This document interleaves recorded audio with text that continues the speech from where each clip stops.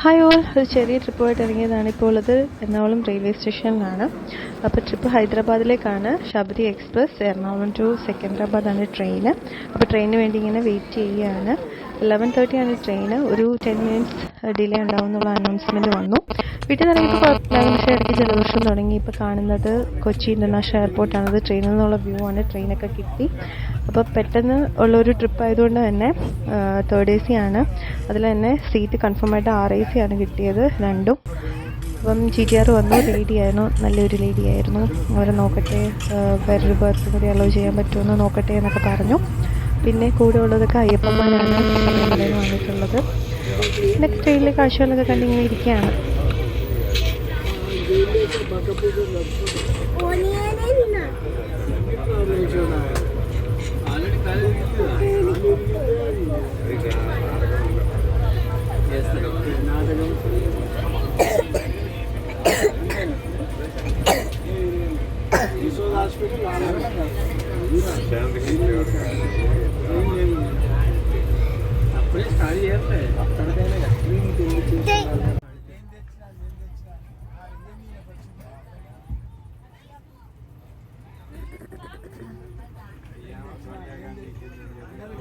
More than 25 hours journey ഉണ്ട്. Ernakulam to Hyderabad തന്നെ ട്രെയിനിൽ കാണിക്കുന്നുണ്ട്. അതിൻ്റെ കൂടെ ട്രെയിന് പല സ്റ്റോപ്പിലും കുറച്ച് നേരമൊക്കെ പിടിച്ചിട്ടിട്ടാണ് പോകുന്നത് തന്നെ. അതുകൊണ്ട് നല്ല ഡിലേ ആകുമെന്ന് തന്നെ കരുതുന്നു അവിടെ എത്തുമ്പോഴേക്കും. ഏട്ടനിങ്ങനെ ബോറടിച്ചിട്ടിരിക്കുകയാണ്. കാശി ഫോണിൽ ഇങ്ങനെ ഗെയിമൊക്കെ കളിച്ചുകൊണ്ടിരിക്കുന്നു. ഇടയ്ക്ക് കുറേ കുസൃതി അയ്യപ്പന്മാരൊക്കെ ആയിട്ടിരുന്ന് സംസാരിച്ച്. കൂടെ ഉള്ളവരൊക്കെ ആന്ധ്ര, തെലുങ്കാന അവിടെയുള്ള ആൾക്കാരൊക്കെയാണ് കൂടെ ഉള്ളത്. അപ്പം അവരൊക്കെ ആയിട്ട് ഇങ്ങനെ സംസാരിച്ചൊക്കെ ഇരിക്കുകയാണ്.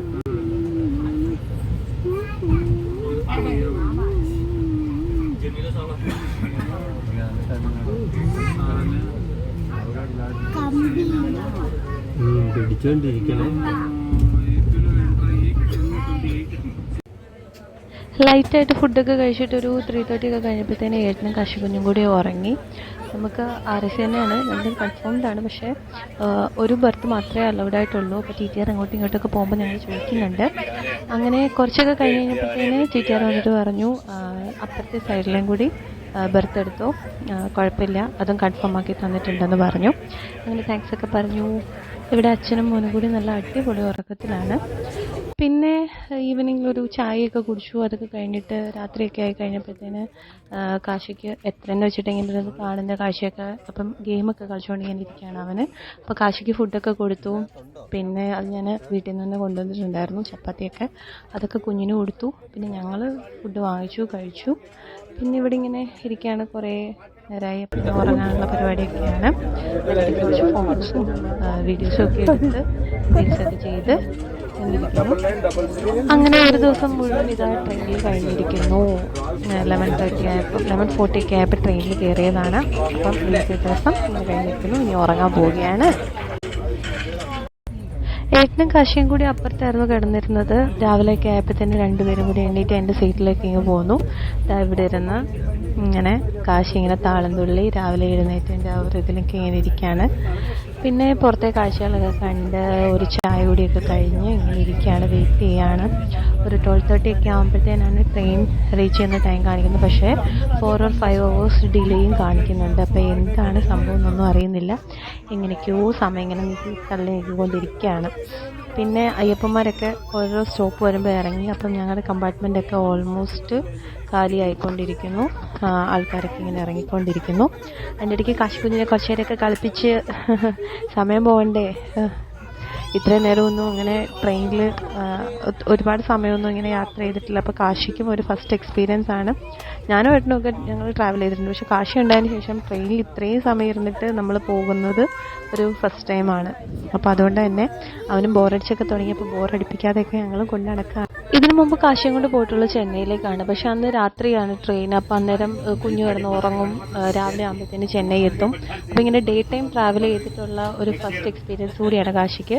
അയ്യപ്പന്മാരൊക്കെ ഇറങ്ങി, ഞങ്ങൾ മാത്രമേ ഉള്ളൂ. പിന്നെ ഇതായി കാണുന്നത് സെക്കന്ദരാബാദ് റെയിൽവേ സ്റ്റേഷനിലേക്ക് ട്രെയിൻ ഇങ്ങനെ പോയിക്കൊണ്ടിരിക്കുന്നതാണ്.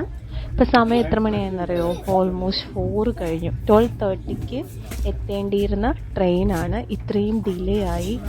അതായത് ഇന്നലെ ഉച്ചയ്ക്ക് 11:40 ആയപ്പോൾ നമ്മൾ ട്രെയിനിൽ കയറിയതാണ്. ഇന്ന് ഉച്ചയ്ക്ക് 12:30 ആകുമ്പം 25 hours ആയിരുന്നു കാണിച്ചിരുന്നത്. അപ്പം ഇന്ന് ഉച്ചയ്ക്ക് 12:30 ആകുമ്പോൾ എത്തേണ്ടിയിരുന്ന ട്രെയിനാണ് ഇപ്പം തന്നെ വൈകിട്ട് 4 മണി കഴിഞ്ഞിട്ടുണ്ട്.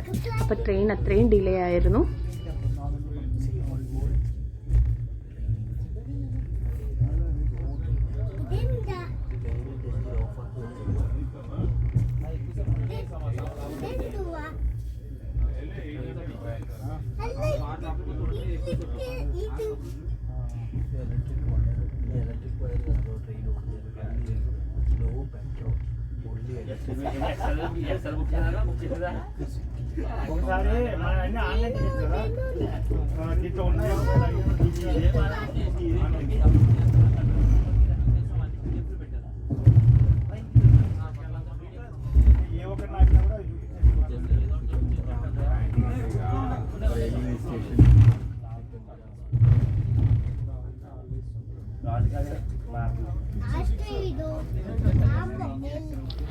ഫൈനലി വി റീച്ച് സെക്കന്ദരാബാദിൻ്റെ പ്ലാറ്റ്ഫോമാണ് കാണുന്നത്.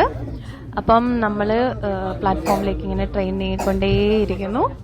അപ്പോൾ ഒരു എന്താ പറയുക, കുറേ നേരത്തെ യാത്ര, അതും ഡിലേ ഒക്കെ വന്നതുകൊണ്ട് ഒരുപാട് നേരത്തെ ട്രെയിനിലുള്ള യാത്രയൊക്കെ കഴിഞ്ഞിട്ട് വളരെയധികം ടയേർഡായിട്ടാണ് സെക്കന്ദരാബാദിലേക്ക് എത്തുന്നത്. പക്ഷേ എത്ര ടയേർഡാണെങ്കിലും ഞാൻ ഭയങ്കര ഹാപ്പിയാണ്. ബിക്കോസ് എൻ്റെ ഫസ്റ്റ് ഹൈദരാബാദ് ട്രിപ്പാണ്, എൻ്റെയും കാശിയുടെയും ഫസ്റ്റ് ഹൈദരാബാദ് ട്രിപ്പാണ്. ഏട്ടന് ഇതിനു മുമ്പ് കുറേ തവണ വന്നിട്ടുണ്ട് ഹൈദരാബാദിൽ. അപ്പോൾ അതുകൊണ്ട് തന്നെ എനിക്കും കാശിക്കും ഇതൊരു ഫസ്റ്റ് എക്സ്പീരിയൻസ് കൂടിയാണ്. അതും ഇത്രയധികം ലോങ് ജേർണിയൊക്കെ കഴിഞ്ഞ് ട്രെയിൻ ഡിലേയും കൂടി കഴിഞ്ഞ് ഒരു 4-5 hours നമ്മൾ ലേറ്റും കൂടി ആയിട്ടാണ് എത്തുന്നത്.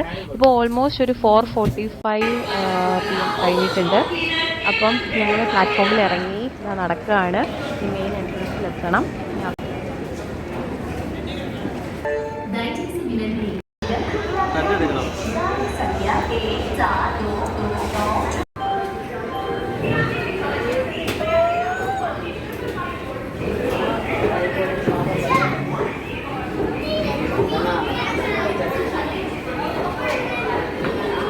Vishaka Express on platform number 1.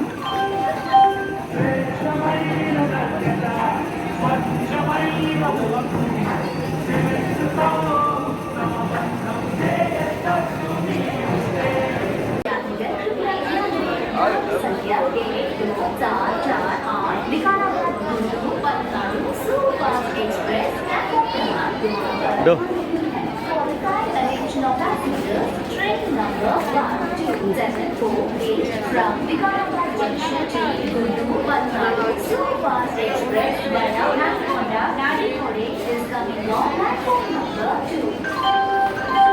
SBI Home Loan. మీ స్వంత ఇంటి కలలను SBI Home Loan. ഏട്ടൻ ഊബർ ടാക്സി ഒക്കെ ബുക്ക് ചെയ്യാണ്. അപ്പം നമ്മൾ ഹോട്ടലിലേക്ക് പോവുകയാണ്. അപ്പം ഊബർ കിട്ടി. നമ്മൾ അതിൽ കയറി. ഇതിപ്പം റെയിൽവേ സ്റ്റേഷൻ്റെ ചുറ്റുമുള്ള കാഴ്ചകളാണ് കാണുന്നത്. കുറേ അധികം എന്താ പറയുക, ഷോപ്പിങ്ങിനൊക്കെ ഉള്ള കാര്യങ്ങളാണ് ഇവിടെ റെയിൽവേ സ്റ്റേഷൻ്റെ സൈഡിലെല്ലാം ഉള്ളത്. വളരെ ചീപ്പായിട്ട് സാധനങ്ങളൊക്കെ കിട്ടും.